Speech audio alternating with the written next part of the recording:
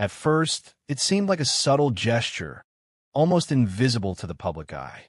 Pope Leo XIV, freshly elected and already attracting global attention for his bold rhetoric and reformist energy, chose to begin his private morning reflections not with a general prayer, but with a passage from the Confessions of St. Augustine. It wasn't announced. It wasn't publicized, but word quietly spread among Vatican staff, and soon among the Curia, that the new pope was returning again and again to the writings of the North African bishop who had lived over 1,600 years ago. What surprised many was not that a pope admired Augustine. After all, Augustine of Hippo is one of the most influential theologians in Christian history. His works have shaped Catholic doctrine for centuries, especially on the nature of grace, sin, and the human will. What turned heads was how deeply Pope Leo XIV was integrating Augustine, not just into his spiritual life, but into his public language, his moral vision, and even his political theology. From his very first public homily, fragments of Augustine were evident, not quoted directly, but refracted, reworded, lived. "You have made us for peace," the Pope said, "and restless are our nations until they find it." It was a clear echo of Augustine's famous line, "You have made us for yourself, O Lord, and our hearts are restless until they rest in you." But this was not nostalgia. This was something more active. The Pope wasn't using Augustine as a saintly ornament. He was applying him as a lens, one that could see into the fractures of modern life with disturbing clarity. In a world where political ideologies war against each other and digital voices scream louder than human conscience, Leo XIV saw in Augustine a guide, not to withdraw, but to confront, to name restlessness, to question power, to admit brokenness, and then to pursue truth with a mind sharpened by doubt and a heart humbled by grace. His inner circle began referring to this influence not as inspiration, but as alignment. It became clear during a meeting with the diplomatic corps that the Pope's Augustinian lens would not be confined to theology. In speaking about global conflict, he said, "It is not nations that rage. It is hearts that rage and systems that reflect them." The diplomats present noted the absence of political platitudes. There were no blame games, no endorsements, just a piercing moral diagnosis that seemed to ask everyone present to examine their own hearts before demanding change from others. One ambassador later remarked, "He speaks like someone who has wrestled with the darkness, not just observed it." That's Augustine. Indeed, Pope Leo XIV began reshaping not just what the Church said, but how it said it. The rhetoric became more raw, less sanitized. In a letter to seminarians, he wrote, "You will doubt. You will fall. You will rage. Do not hide from these things. Let grace meet you in them." Again, unmistakably Augustinian. And yet, this alignment was not a regression into the past. Quite the opposite. In Augustine, Leo XIV saw a voice that could reach across centuries with relevance to the present chaos. A voice that understood addiction, ego, manipulation, and the search for meaning in a crumbling empire. And wasn't that exactly where the Church found itself today? Not standing above history, but caught in its flood, struggling to find solid ground again. This was the Pope's gamble, that by returning to Augustine, not as a relic but as a guide, the Church could find its moral clarity again. Observers noticed the shift in tone immediately.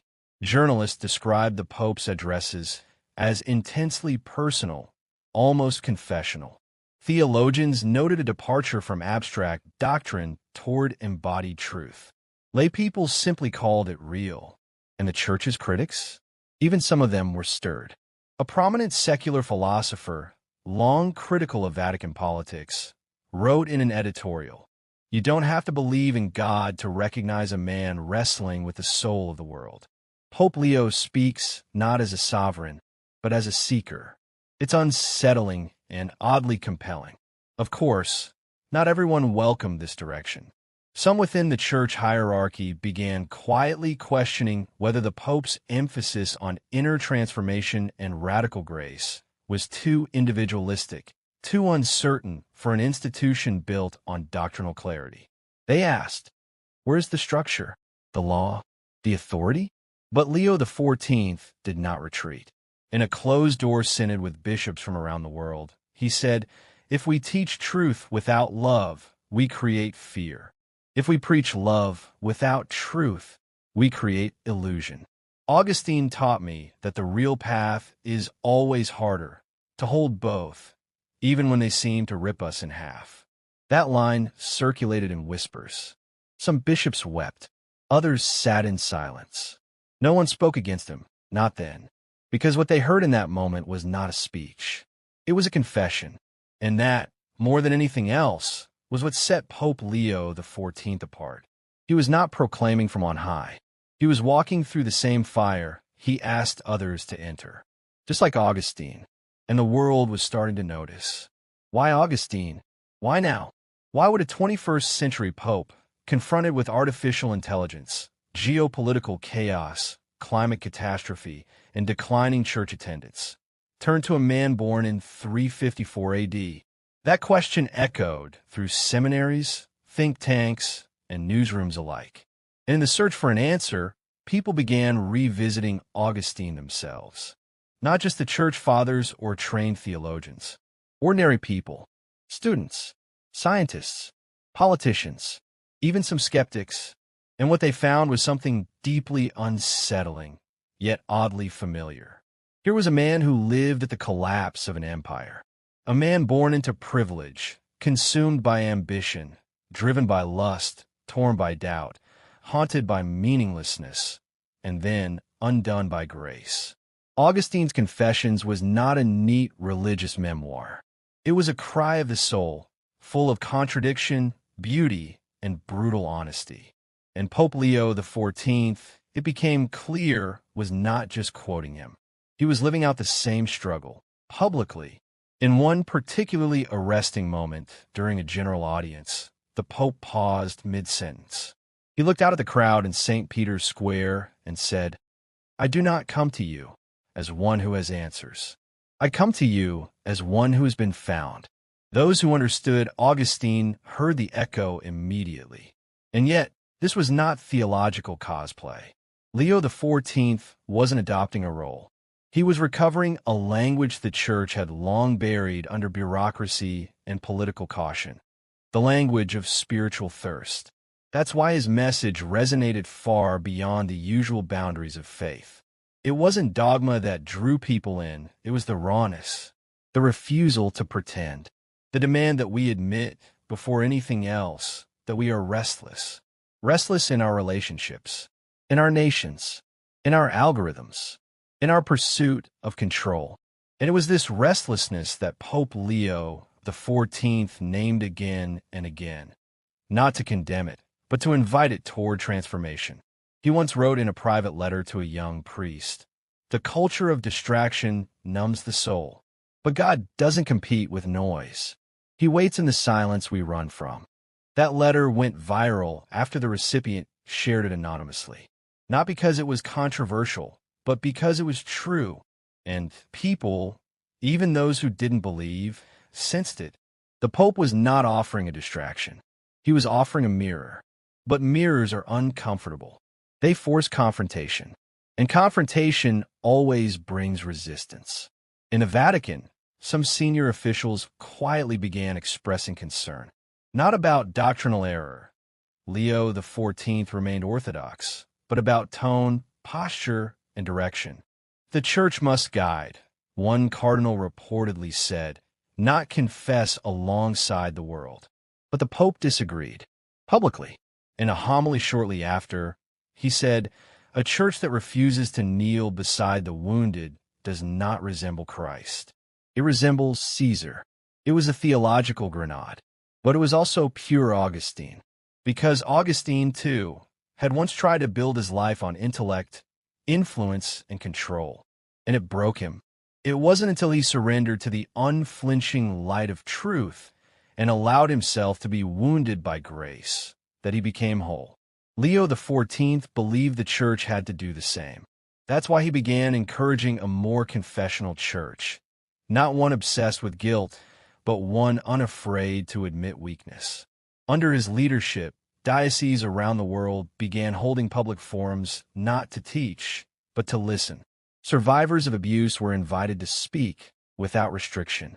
People alienated by the church's past were asked to tell their stories. And rather than defend itself, the church was asked to confess. Not everyone could stomach it. Some walked away. Others raged.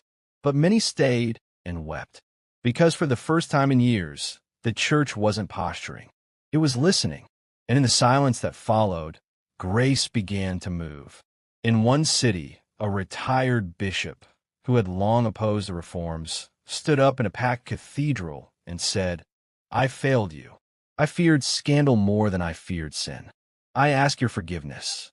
That moment, broadcast live, ignited a wave of similar confessions from clergy around the world. It wasn't a PR campaign. It was a reckoning. And once again, behind it all, stood Augustine, not as a ghost of the past, but as a witness, testifying to what happens when pride dies and humility is born. Pope Leo XIV continued to draw on that witness, not just in homilies, but in decision-making. When he issued a groundbreaking encyclical on artificial intelligence, it shocked many that he framed it not in terms of technical regulation, but human desire. He wrote, "The machines we build reveal not their strength, but our weakness. We program them to reflect what we crave, not what we are called to become." That single line became the most quoted phrase in the entire document. And again, it bore Augustine's fingerprints. For Augustine taught that the heart is always reaching, always desiring. The question is not whether we desire, but what we desire. And if we don't examine our loves, they'll be deformed by fear, power, and vanity. Leo XIV was calling the modern world to examine its loves, to stop pretending that progress is neutral, and to ask instead, what are we becoming? This was not popular, but it was needed. In private meetings with heads of state, the Pope did not shy away from hard truths. He did not flatter. He did not soften. Instead, he posed a single question again and again. What do your people need that your power cannot give them? For some, it was disarming. For others, infuriating. But all of them remembered it. And slowly, something began to shift. Not in policy, but in perception. The world had grown used to popes as moral figureheads, respectable, distant, symbolic. But Leo XIV was different. He was not content to be respected. He wanted to be heard. And more than that, he wanted people to be undone the way Augustine had been undone by a love too deep to ignore. In a surprising turn, secular journalists began writing op-eds not about the church's past scandals or political clout, but about its tone. One columnist wrote, "For the first time in my life, the church doesn't sound like it's selling me something. It sounds like it's grieving with me." That tone, that posture, came directly from Augustine.